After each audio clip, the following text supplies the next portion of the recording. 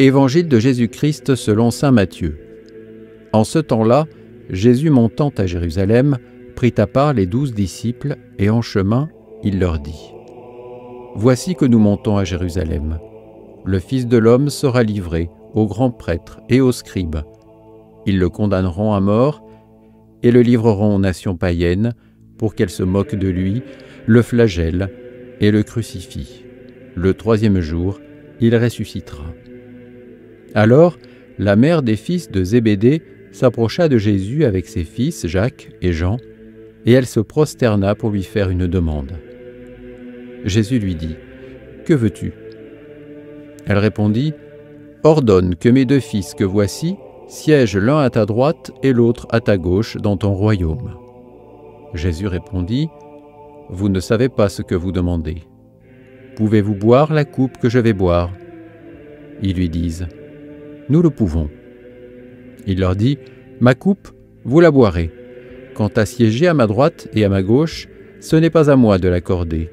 Il y a ceux pour qui cela est préparé par mon Père. » Les 10 autres qui avaient entendu s'indignèrent contre les 2 frères. Jésus les appela et dit : « Vous le savez, les chefs des nations les commandent en maîtres, et les grands font sentir leur pouvoir. Parmi vous, il ne devra pas en être ainsi. Celui qui veut devenir grand parmi vous sera votre serviteur, et celui qui veut être parmi vous le premier sera votre esclave. Ainsi, le Fils de l'homme n'est pas venu pour être servi, mais pour servir et donner sa vie en rançon pour la multitude. » Acclamons la parole de Dieu.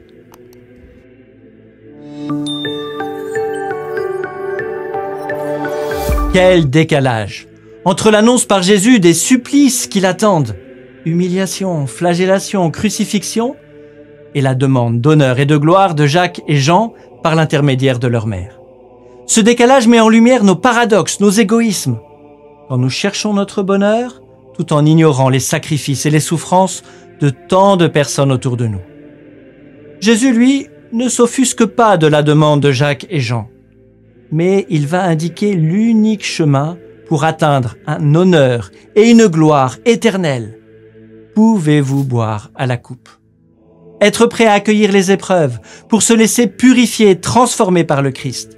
Devenir des fils et des filles de Dieu, capables d'offrir leur vie pour que tous accueillent la vraie vie.